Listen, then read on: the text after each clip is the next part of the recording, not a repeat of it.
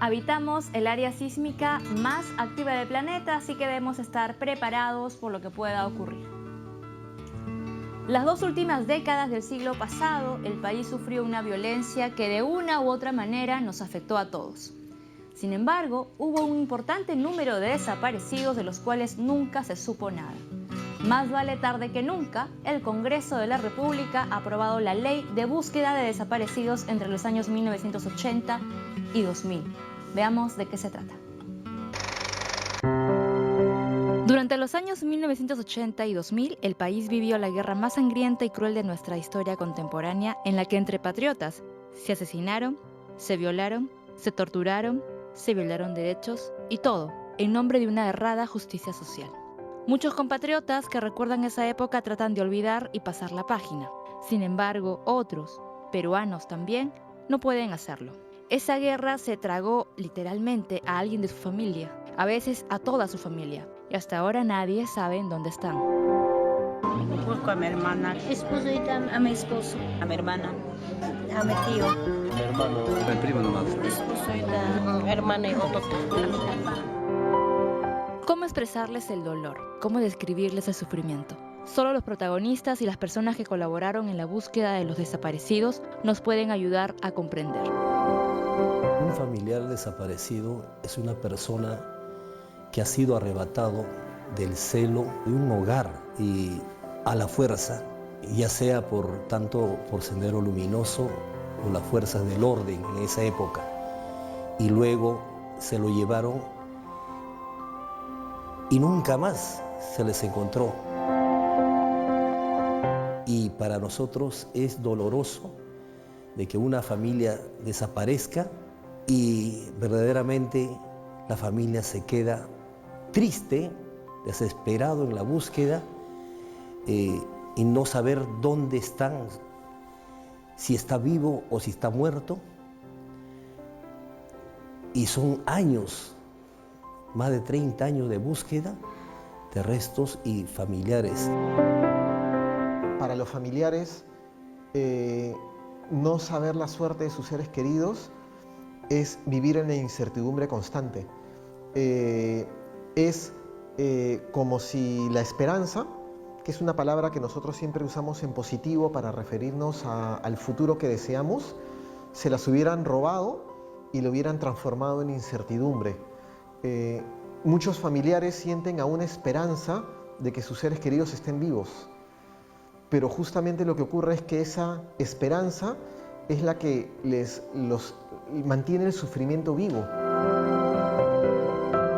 Además, eso tenía un problema que traía tres cosas. Te ponía en un limbo social, porque todo desaparecido era por algo será terruco, ¿no? Entonces algo está bien que le haya pasado, ¿no? Por algo habrá hecho. El limbo jurídico, porque no podían ni heredar, no podían volver a casarse las viudas, ¿no? Y el limbo emocional, porque tú siempre piensas que lo vas a encontrar. Tú vas a un concierto, a un parque, a algún lado y ves a alguien parecido a tu esposo o a tu hijo y siempre piensas que está ahí, porque como no lo has podido despedir, como no lo pudiste enterrar, crees que está allí. Y eso era la gran tristeza que embarga tener un familiar desaparecido. A la lenta o nula respuesta que habían tenido desde el Estado, se sumaba el imputable silencio de los medios de comunicación y de la sociedad civil, que sí hacía eco de accidentes aislados como la desaparición del estudiante Ciro Castillo, por ejemplo, con un desenlace igualmente triste para sus padres. Pero ¿por qué la diferencia? Yo pienso de que la gente del campo, de nuestra serranía, vale muy poco, le valoran, hay una discriminación, y lo cual no debe ser, porque si hubiese ocurrido acá, en Lima, donde está la prensa, donde están todos los medios de comunicación, esto se hubiese solucionado rápido. Pero como ha pasado en las alturas, en las comunidades donde no hay ni carretera, en las comunidades nativas de nuestra selva, y así sucesivamente, le han dado poca importancia.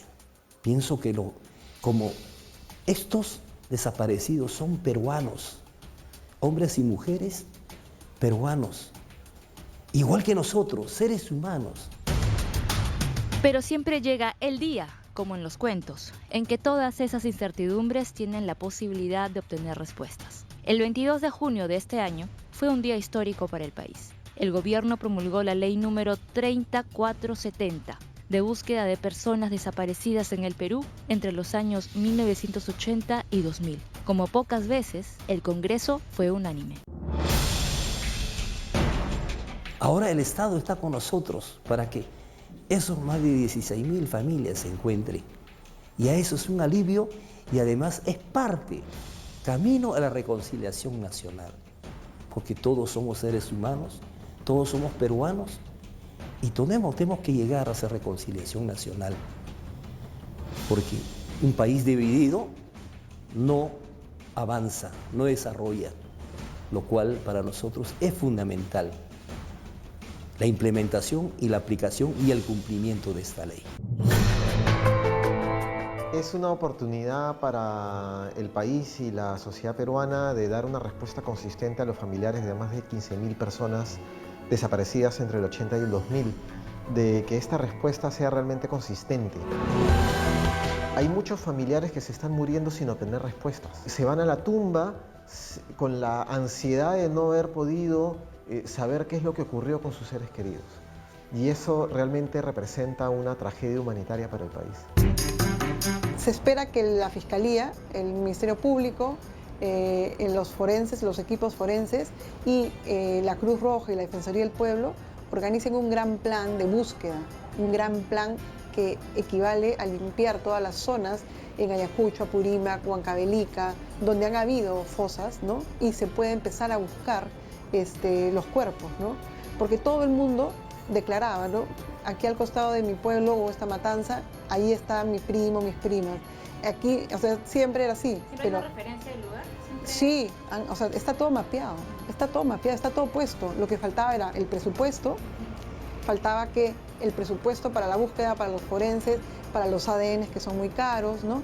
Por eso ha sido tan bueno que este gobierno, digamos, Pedro Cateriano y Ollanta Humala, hayan de verdad aprobado una ley que se aprobó con unanimidad en el Congreso, ¿ya? Porque es una búsqueda humanitaria. ¿Qué quiere decir una búsqueda humanitaria? Que tú buscas, identificas a tu ser querido, pero eso no va a tener ninguna ligazón con un proceso judicial, que eso retrasaba todo, ¿me entiendes? Porque los familiares quieren encontrar a su ser querido y despedirse, ¿ya? Y ese es el trato que se quedó con la sociedad civil, hagamos esta búsqueda, que ellos cierren su duelo, ¿no? Y ya, porque si ibas a hacer en un proceso judicial para ver las causas, los culpables, son juicios interminables. El Comité Internacional de la Cruz Roja ha terminado recientemente un estudio sobre cuáles son las prioridades de los familiares de las personas desaparecidas en Ayacucho. Y ese estudio lo que demuestra es que las prioridades de los familiares son básicamente encontrar los restos de sus seres queridos y recibir algún tipo de compensación económica. Otro tipo de necesidades, como el acceso a la justicia, son importantes, pero no son prioritarios para las familias.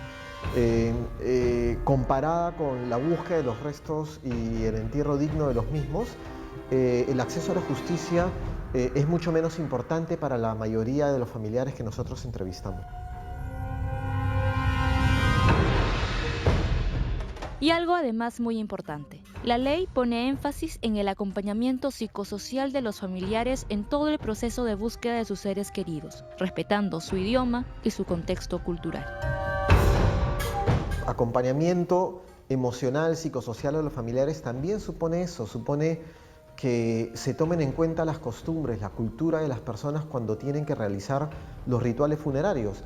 En Ayacucho se acostumbra en distintos lugares, por ejemplo, el ritual del perdón. Para muchos familiares es importante durante el velatorio tener un momento de intimidad para pedirle perdón a su ser querido por el daño que puede haberle infligido mientras que estaban vivos, o para perdonarlo por algún tipo de ofensa que el desaparecido puede haber tenido contra el familiar cuando estaban vivos. Y a través de este ritual del perdón, lo que hacen es regresar a cero, recomenzar pero en fresco. Y ese es un ritual que se utiliza antes de un matrimonio, antes de un bautizo, y se utiliza también muchas veces cuando se está velando a la persona antes de que se entierre definitivamente sus restos. Brindar, por ejemplo, un espacio para que el familiar pueda realizar este ritual es importantísimo en el marco de la implementación de esta ley. No se puede esperar que se entrega simplemente los restos y de manera fría inmediatamente van a ser enterrados en un nicho. Se tiene que respetar las costumbres de los familiares para que ellos puedan encontrar en este proceso su carácter reparador. Antes de esta ley, la búsqueda de desaparecidos se iniciaba con una denuncia en el Ministerio Público, y todo el trámite era agotador y doloroso para las familias. Dar una sepultura digna significa de que el sufrimiento, al menos, tú has encontrado los restos, aunque sea un pedacito de hueso que ha sido identificado y te lo entregan, y al menos sabes de que esa es tu familia, y luego le das el entierro respectivo, prácticamente alivia el dolor al menos, y ya tienes dónde está tu familia, dónde vas a ir en su cumpleaños, dónde vas a llevarle todos los santos, dónde vas a llevarle unas flores el día de la madre o el día del padre, y es una satisfacción. Desde la sociedad civil hubo actividades significativas que pusieron sobre el tapete el tema de los desaparecidos con el fin de sensibilizar a un público que casi había olvidado y a otro, más joven, que no tenía idea de lo que había sucedido en el país, como la Chalina de la Esperanza en el 2010 del colectivo Desvela y la edición del libro Chincajuna, Los que se perdieron, del mismo grupo. Esto significa muchísimas cosas. Yo me acuerdo cuando empezamos en el 2010, hacer la idea de la Chalina de la Esperanza tejida por miles de personas a nivel nacional y fuera del país. Ellas tejían para despedirse de su ser querido. O sea, cada pastilla, cada manto de la Chalina de la Esperanza era una manera de decirle adiós a tu ser querido, ¿no? También decenas de marchas y plantones por parte de los colectivos humanitarios junto a los familiares quienes no perdían la esperanza de encontrar a sus seres queridos. El año pasado, la película NN de Héctor Gálvez retrata las vicisitudes de un perito forense que tiene que reconstruir la historia de unos cuerpos hallados en fosas clandestinas. Claire Jauregui formó parte del movimiento Reúne, que fue pieza clave, pues canalizó las iniciativas independientes de periodistas, artistas y familiares de desaparecidos en una plataforma digital para el impulso de la ley. Creo que la desaparición es inimaginable. O sea, creo que todos seguramente hemos vivido grandes ausencias, muertes o ausencias de maneras, en algunos casos seguramente muy traumáticas, pero creo que no poder enterrar y no poder cerrar me parece indescriptible. La palabra reúne realmente explica todo lo que nosotros planteamos, ¿no? Por un lado está reunir nuestros esfuerzos, nuestros corazones también, para entender cuál es la problemática de las familias, para poder ayudarlas y apoyarlas, porque además se trataba de empujar la salida de un proyecto de ley que ya venía esperando mucho tiempo, ¿no? Y justamente los temores o disputas políticas hacían que esto se retrase. Entonces lo que nosotros queríamos demostrar es que nuestra sociedad es capaz de lograr un consenso para apoyar la salida de esta ley. Entonces reúne por ese camino y también reúne porque era reunir a los familiares con los desaparecidos, ¿no? Porque es realmente una situación muy difícil por la que ellos pasan, ¿no? O sea, digamos que es muy límite y que requiere además del apoyo de todos los peruanos con ellos. Por otra parte, el Comité Internacional de la Cruz Roja, el Equipo Peruano de Antropología Forense, la Defensoría del Pueblo, el Ministerio de Justicia, tenían cifras muy diferentes de desaparecidos. Lamentablemente, la cifra fue aumentando. El problema no es que aumente la cantidad de sitios de entierro de personas desaparecidas. El problema es que poco a poco nos enteramos de nuevos casos de personas desaparecidas o nos enteramos de sitios que antes no conocíamos. La Comisión de la Verdad señaló alrededor de 4.400 sitios de entierro, pero hoy, gracias al trabajo básicamente de la sociedad civil, se tiene noticia de alrededor de 6.500 sitios de entierro. La Comisión de la Verdad hizo referencia a alrededor de 8.500 personas desaparecidas, pero hoy se tiene noticia de más de 15.000 nombres de personas desaparecidas. Sin embargo, la información que tenemos ahora no es final. No se ha logrado registrar todas las zonas en Ayacucho donde se supone que hay sitios de entierro. Quiere decir que puede haber aún más, mucho menos de los sitios de entierro que puede haber en Junín, Huancavelica, Huánuco, Cusco, por ejemplo. Y no se ha ni siquiera consolidado todos los listados que existen hoy día de personas desaparecidas. El Registro Único de Víctimas tiene un listado de alrededor de 12.000 personas que han desaparecido durante la violencia. 8.000, 9.000 de ellas son beneficiarias del programa de reparaciones, el resto no. El equipo peruano de antropología forense tiene alrededor de 5.500 fichas antemortem. Asimismo, el Instituto de Medicina Legal tiene un listado de las personas que ha logrado identificar. La Fiscalía, cada Fiscalía tiene un listado como parte de las investigaciones que realiza de nombres de personas desaparecidas que ha logrado conocer, pero no hay una sola institución que haya consolidado y depurado toda esta información. Quiere decir que probablemente tengamos más de 15.000 personas desaparecidas. Finalmente, esto recién comienza. La búsqueda de cerca de 16.000 peruanos desaparecidos como producto de la violencia armada en nuestro país tendrá por fin algún tipo de respuesta. Y al mismo tiempo, servirá para lograr la tan ansiada reconciliación entre peruanos. No perdamos de vista esta ley. A pesar de que encontrar a sus seres queridos es la prioridad de los familiares de los desaparecidos, la situación de violencia les ha dejado una serie de derechos violados que el Estado deberá compensar de una u otra manera. Por ejemplo, Jessica Yaranja, de Santo Tomás de Pata, en Huancavelica, quien a los 7 años vio cómo asesinaban a su padre y por eso perdió el habla por casi un año y tuvo que aprender a hablar como si fuera una bebé.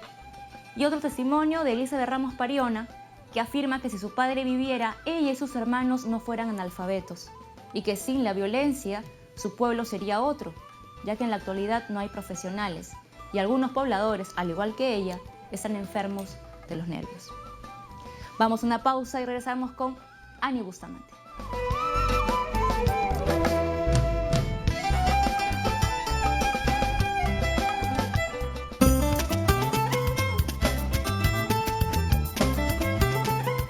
Nuestra comentarista Ani Bustamante escoge temas siempre controversiales. Este caso, por supuesto, no es la excepción.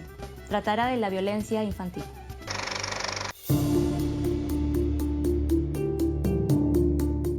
A propósito de la campaña Perú Libre de Violencia contra la Niñez, estamos con Ani Bustamante para abordar un tema que es siempre preocupante, la violencia infantil. Para hablar de violencia infantil tenemos que hacernos varias preguntas, ¿no? ¿Qué lugar le estamos dando a los niños en nuestro país? Y en general yo creo que ese es un problema global, ¿no? O sea, el lugar que se le da al que está empezando su vida en el mundo, ¿no? Hay lugar para el juego, hay lugar para la creatividad, hay lugar para la poesía.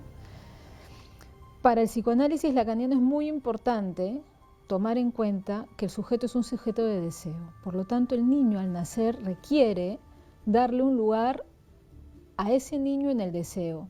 Un niño que no tiene lugar en el deseo es un niño que está absolutamente desnudo, desprovisto, desamparado, ¿no? Entonces yo creo que el gran problema de esta época es el desamparo simbólico, emocional, el desamparo desde el punto de vista del deseo en el que está un niño. Es decir, el niño ocupa casi un lugar de mercancía, si lo vemos, digamos, desde varios puntos de vista. Precisamente a propósito del maltrato, ¿cuánto de las supuestas correcciones que se le aplican a los niños se convierten en agresiones que terminan por convertirse en maltrato abierto y humillación de los menores? Claro, pues en la misma lógica de colocar al niño como un objeto de consumo, ese objeto de consumo o ese objeto hay que medicarlo, por ejemplo, porque hay que educarlo bajo unas reglas, estándares, en donde todos tienen que cumplir con una secuencia de tareas, sin escuchar ni las preguntas ni la particularidad de cada niño. Digamos que hacer del niño un número que tiene que calzar, entonces violencia a un niño también es no poder escuchar su particularidad, silenciarla y medicarlo. Eso ya es un acto de violencia.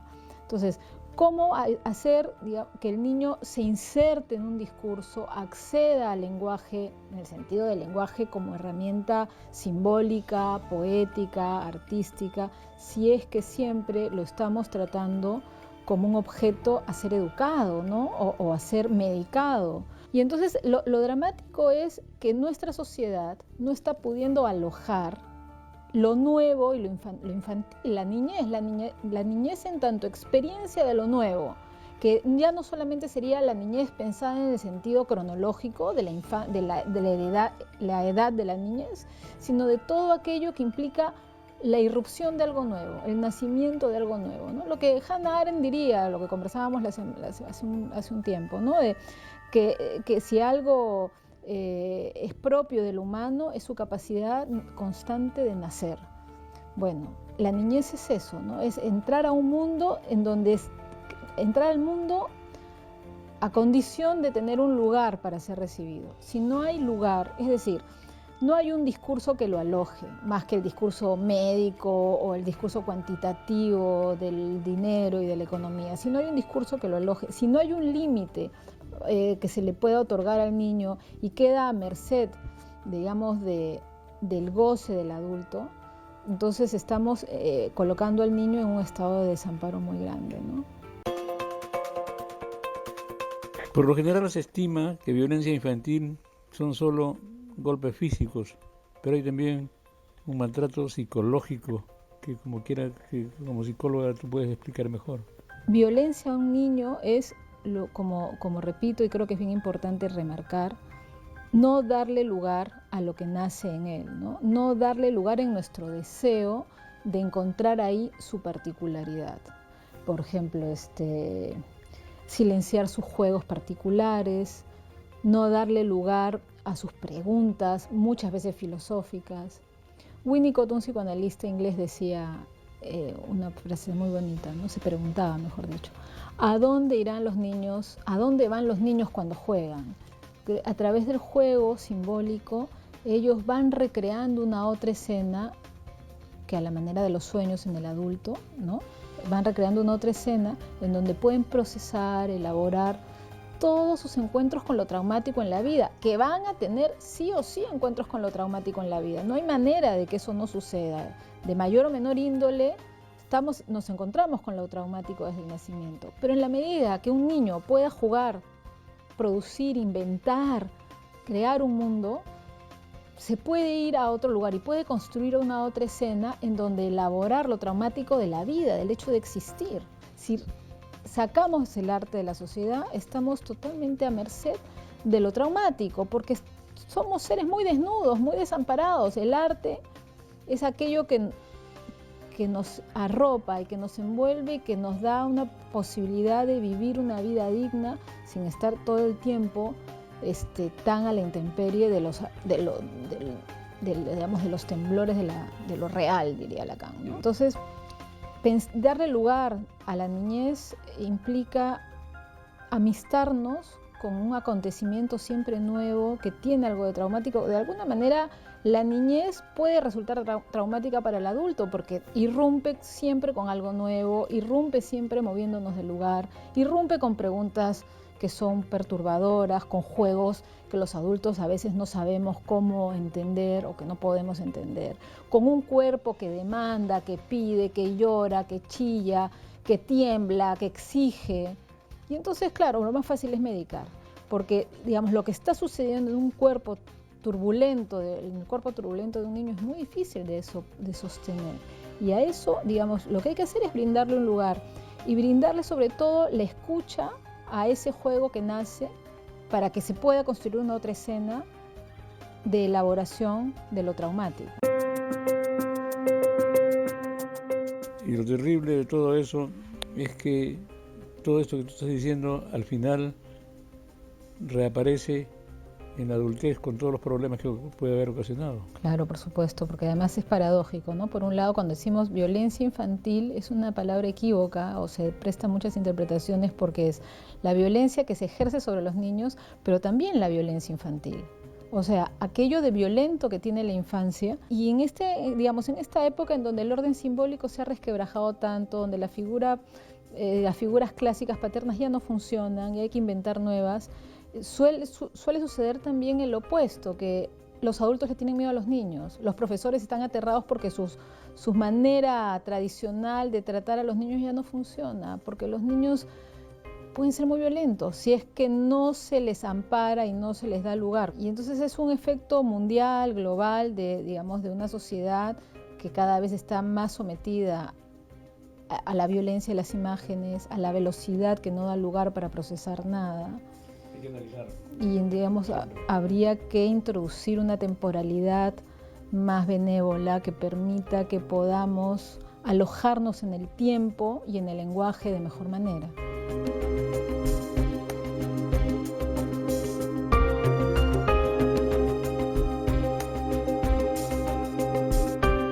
A propósito del tema, el Ministerio de la Mujer, el Instituto Nacional de Estadística e Informática INEI y UNICEF en Perú presentaron el martes 5 los resultados de 2 estudios realizados sobre las causas de la violencia que afectan a niñas y niños y adolescentes en el país.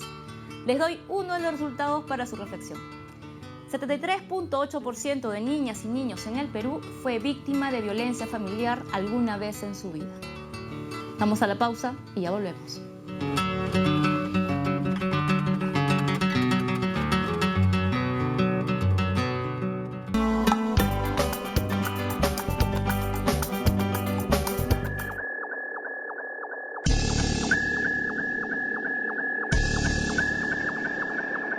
Doctor Modesto, el 4 de julio sucedió algo importante para el mundo científico, que es la llegada de la sonda Juno a Júpiter. ¿Cuál es la importancia de explorar Júpiter? ¿Qué respuestas está buscando el hombre? Júpiter fue el primer planeta que se formó después del Sol, que era la estrella, a partir del gas que había en los orígenes del sistema planetario solar hace 5.000 millones de años. Se tragó prácticamente todo lo que había en su órbita y alrededores y dejó un poco para el resto, ¿no? Por eso dejó para la Tierra, etc. Entonces, conocer la composición, lo que tiene Júpiter, es un poco conocer lo que había en esa época, a los inicios del sistema planetario solar. Por esa razón es que quiere medirse exactamente cuánto de hidrógeno, cuánto de helio y cuántas otras átomos hay allí, para saber qué había en esa época, en ese lugar. Esa es la primera razón. La segunda es comprender cómo funciona este planeta en el interior, porque es extraordinario, es casi una estrella, ¿no? En el sentido que emite algo de energía al espacio y va perdiendo incluso tamaño. Quieren comprender cómo funciona, qué cosa hay. Por ejemplo, se sabe que es como una especie de antena gigantesca. Hay un campo magnético variable que permite que esta antena emita radiación electromagnética hasta acá a la Tierra. O sea que algunas veces cuando uno escucha en su aparato de radio alguna interferencia, uno piensa que es la emisora vecina, ¿no? Es Júpiter que está enviando señales, claro, no señales codificadas, pero por esta radiación. Pero también los satélites, las lunas de Júpiter tienen secretos increíbles, como por ejemplo Europa, que tiene un océano ahí subterráneo, digamos, que no está a la vista. Se sabe que hay emisiones de agua así bien alto, por eso se supo que hay agua en el interior y de repente podría tener vida, ¿no? ¿Y Juno tiene misiones específicas? Bueno, ya cumplió la primera, que es llegar. Claro, Juno tiene instrumentos de medición, porque en ciencia tiene que medirse, ¿no? Va a medir en la superficie de este planeta la intensidad del campo magnético. Y al ingresar va a observar también, por supuesto, de qué está compuesto, ¿no? Cuánto hidrógeno. Esa es su misión. ¿Qué tipo de radiación hay? ¿Qué intensidad? Es prácticamente como si tuvieras acá un instrumento que quisiera medir todo lo que hay en la atmósfera, pero en un ambiente totalmente agresivo, porque allí en la superficie de Júpiter hay, pues, digamos, una especie de tormentas, vientos a 600 kilómetros por hora, hay corrientes, e incluso se dice que, se cree, porque todavía no se comprueba, que hay hidrógeno líquido, y en el centro del planeta probablemente haya cosa sólida, que sería el núcleo que atrajo el resto de gas y el resto de material. Todo eso tiene que decirnos Juno, ¿no? Juno tiene esa misión. ¿Por qué no puede regresar a la Tierra? No, bueno, es muy difícil porque Júpiter tiene una gravedad muy grande, y para controlarlo, que regrese es muy, muy difícil. Pero por otro lado, a propósito, se le va a lanzar al centro de Júpiter. Eso se ha hecho a propósito, ¿no? ¿Por qué razón? Porque se teme que las bacterias y los virus que han ido, siempre hay en la manipulación de gente, pueda contaminar uno de los satélites, dado que este planeta emite cosas al exterior, bombardea el espacio. Imagínate que virus o bacterias ingresen a Europa, que se cree que puede haber vida, probablemente, y si ya la contaminamos, ya significaría que estamos haciendo un gran daño al futuro, incluso de la humanidad, porque algunos consideran que es allí donde vamos a ir a vivir, bueno, nuestros descendientes, porque la Tierra está destinada a desaparecer, de modo que ya tiene que cuidarse la casa del futuro, digamos. La NASA ha difundido imágenes de los satélites que orbitan Júpiter. Dice que son las primeras imágenes y se ven ahí los 3 satélites más grandes danzando alrededor del planeta. ¿Qué significa esto? ¿Por qué tiene tantas lunas? Porque tiene más de 60. 67 más o menos. Lo que pasa es que cuando un cuerpo tan grande como Júpiter, que tiene como 300 veces la masa del Sol y en tamaño es como 1000 y tantas veces, cuando eso ocurre, pues va a traer todo tipo de cosas alrededor.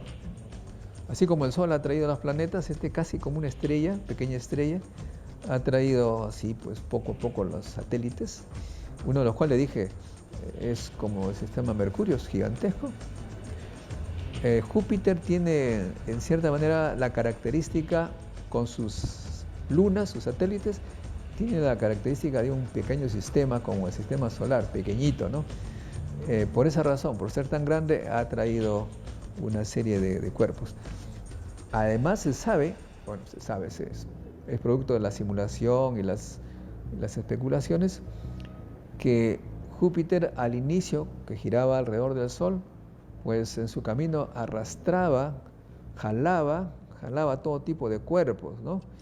Y por esa razón le quitó mucho a lo que podría tener Marte y Tierra.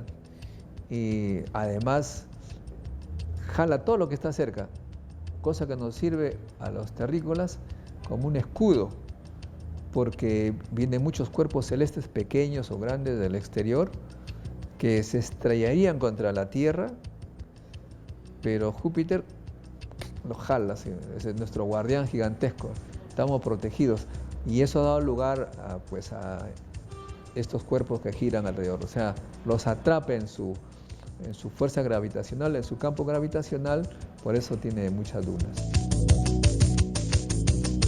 ¿Qué tipo de tecnología se ha usado para Juno? Bueno, en anteriores misiones las sondas necesitan energía, por ejemplo, ¿no? Y se usaba el uranio 238, o sea, es un material radioactivo.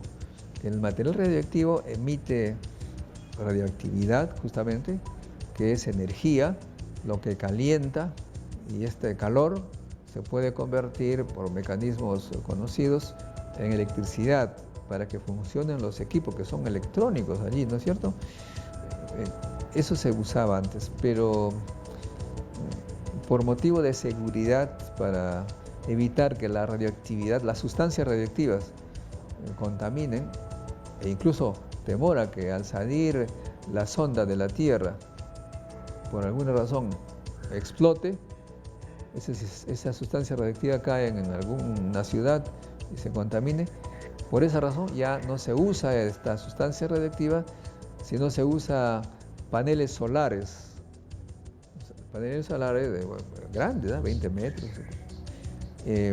Los paneles un poco que se orientan así como girasol para captar la mayor cantidad de luz del sol y transformarlo en energía. Esa es una cosa moderna que se usa acá en la Tierra para dar luz a poblaciones alejadas de las redes.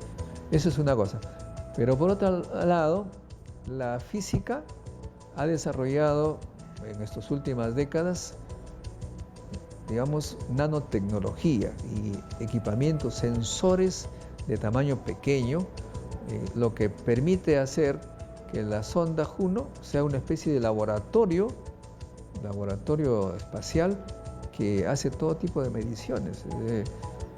Es un laboratorio robotizado, digamos así, y que se controla y que envía las señales acá se procesan, ¿no?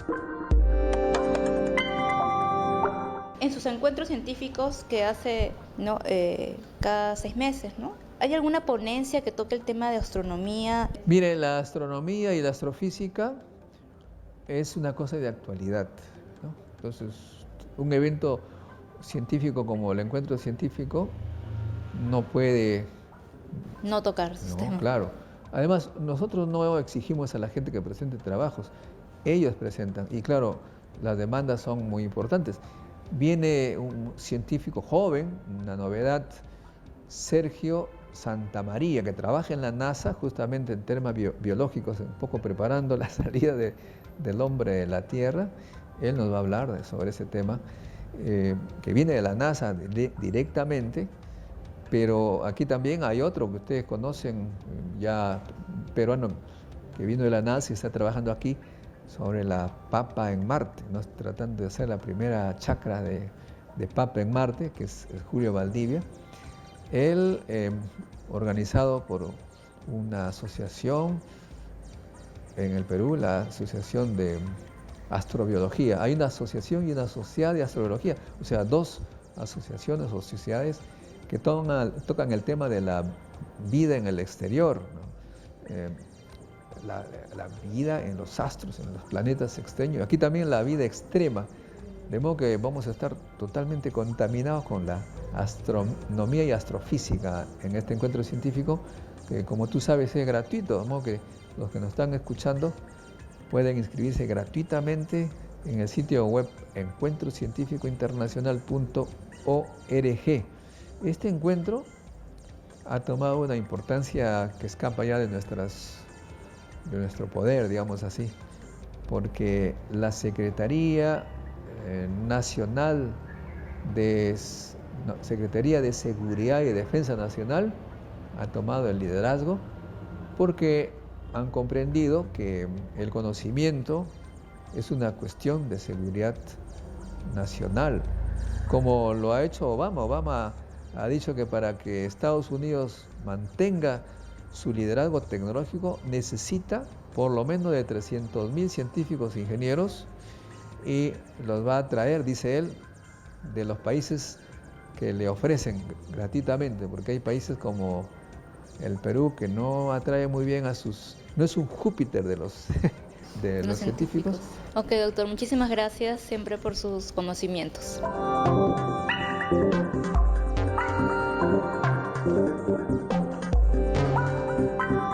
Vamos a una pausa y volvemos con la parte final del programa.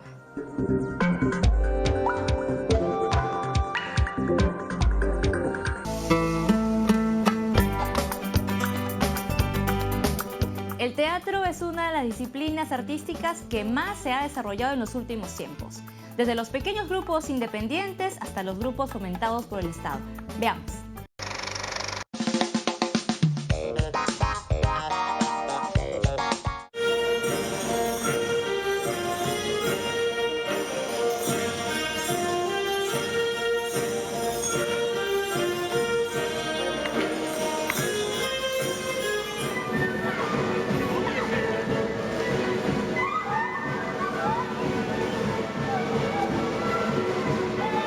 Por Fiestas Patrias, el Gran Teatro Nacional seguirá presentando el espectáculo Retablo Sinfónico, que une al elenco nacional de folclore con la Orquesta Sinfónica Nacional Juvenil Bicentenario, agrupaciones oficiales del Ministerio de Cultura, dirigidas por los maestros Fabricio Varela Travesí y Pablo Sabat Mindró, respectivamente. Más de 100 artistas, entre bailarines, profesionales y músicos de escuela, subirán al escenario los días 9, 10, 16, 17, 23 y 24 de julio para deleitar al público con 19 coreografías repartidas en 9 cuadros que reflejarán nuestra historia, variedad étnica, procesos de mestizaje, costumbres ancestrales, expresiones artísticas populares, tradiciones religiosas, mitos y leyendas regionales. El programa incluirá la interpretación del Cóndor Pasa, clásica zarzuela de Daniel Alomía Robles, y un extracto de la recordada Rapsodia peruana de Claudio Rebagliati.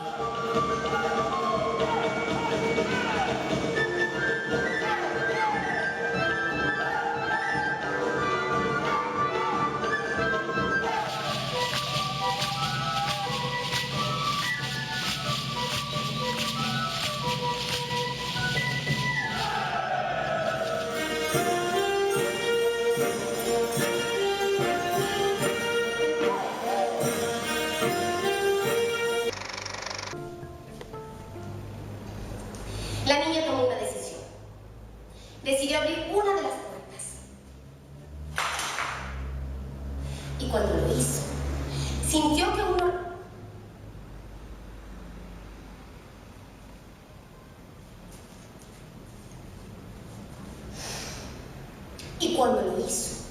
sintió que un olor impregnaba. Y cuando lo hizo, sintió que todo se impregnaba de un olor conocido. El Teatro de la Universidad del Pacífico presenta La Vendedora de Fósforos, obra creada y dirigida por Guillermo Castrillón, con la actuación de Jimena Lindo. Esta versión libre del cuento La Pequeña Vendedora de Fósforos de Hans Christian Andersen es una obra de teatro físico de resultado de 9 meses de proceso creativo de la dupla artística de Jimena y Guillermo. Surge como un intento por acercarnos al niño o a la niña que los adultos podemos albergar, y que al hacerlo nos asombra la fuerza que va cobrando el arquetipo del huérfano, la llama que sostiene al del sacrificado, hasta que la pequeña niña del cuento se va convirtiendo en alguien perfectamente reconocible y hasta familiar para uno mismo. La obra forma parte del Festival de Creación Escénica Contemporánea Sótano 2, actividad cultural organizada por la Universidad del Pacífico. Puedes entrar a este bosque y entre todos estos troncos y todos estos árboles que llegan hasta las nubes, puedes acercarte a uno que parece un árbol, que parece un tronco. La chica de la limpieza, que es del Brasil, decidió de un día para otro que estaba deprimida y paró de limpiar mi casa. No me gusta limpiar, creo que me pone triste.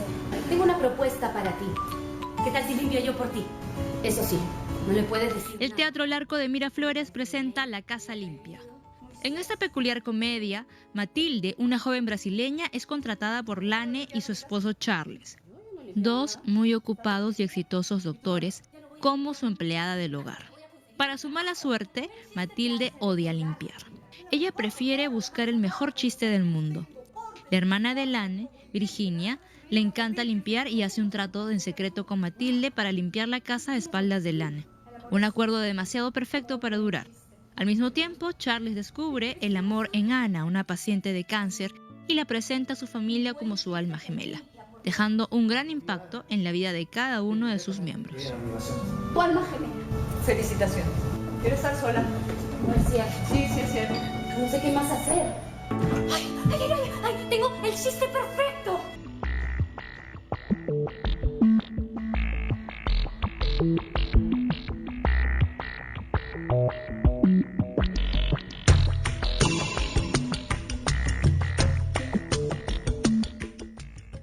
Himna Lima Centro presenta Letanía, apariciones marianas en la obra de Ángel Valdés. La exposición reúne diversas obras cuyo tema principal es la Virgen. Según la nota de prensa, la Virgen María puede ser encontrada en otros pasajes de la Biblia, por ejemplo, en Eva, madre de la humanidad del Génesis, en la mujer amante del Cantar de los Cantares o en la mujer investida de sol del Apocalipsis. Es por lo tanto una revisión sobre la imagen sagrada y la mujer desde la tradición hispanoamericana. Letanía es la última exposición del proyecto A Imagen y Semejanza, una reflexión en torno a la relación entre la imagen y el dogma.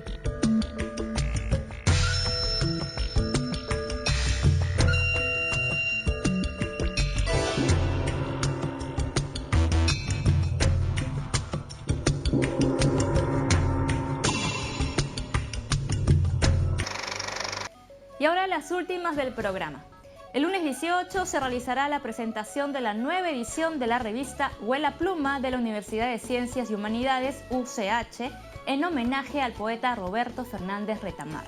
La presentación de esta publicación, que dirige el poeta Arturo Corcuera, será en el Centro Cultural de España, Jirón Natalio Sánchez 181, altura de la cuadra 6 de la avenida Arequipa.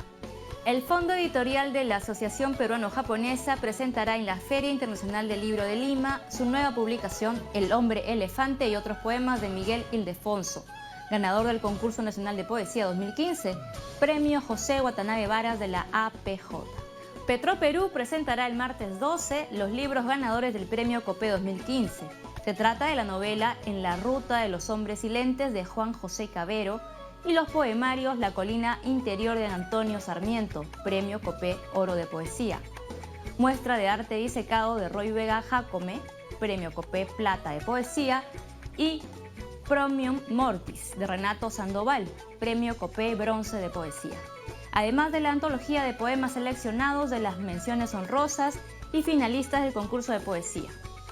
Cine Peruano y Memoria es el nombre del ciclo de cine que este mes presenta la Asociación Peruana de Prensa Cinematográfica, APRESI, en el Cine Club Ojos Abiertos del Centro Cultural de la Universidad Tecnológica del Perú, UTP, y que reúne 3 recientes películas nacionales sobre el conflicto armado interno que sacudió al país entre los años 1980 y 2000, y las dolorosas secuelas que este ha dejado en la sociedad peruana. Las proyecciones son los miércoles de julio a las 7:30 de la noche y el ingreso es libre. Miércoles 13, Su nombre es Fujimori, de Fernando Vilches. Miércoles 20, NN, de Héctor Gálvez. Miércoles 27, Magallanes, de Salvador del Solar. La Orquesta Sinfónica Nacional del Perú, agrupación oficial del Ministerio de Cultura, dirigida por el maestro Fernando Valcárcel, presentará en su temporada de invierno 2016, programada hasta el 9 de septiembre en el Gran Teatro Nacional, a prestigiosos músicos de Rusia, Corea, México, España, Venezuela e Israel. El viernes 22 de julio se presenta Leticia Moreno, interpreta a Tchaikovsky, con 2 invitados de lujo, el director mexicano de ascendencia húngara Jorge Mester y la violinista peruano-española Leticia Moreno. El repertorio contempla selecciones del ballet Le Cid del francés Jules Massenet, el concierto para violín de Piotr Ilyich Tchaikovsky y la sinfonía número 2 del ruso Alexander Borodin. Continúa la celebración de los 45 años de Yuya Ashkani con la presentación de la obra Confesiones, acción escénica unipersonal de Ana Correa, con la dirección de Miguel Rubio Zapata. El sábado 9 y domingo 10 de julio a las 8:30 de la noche. Casa Yuya Ashkani, Jirón Tacna 363, Magdalena del Mar. Localidades limitadas. Y esto fue todo por hoy. Muchas gracias por acompañarnos y será hasta el siguiente programa.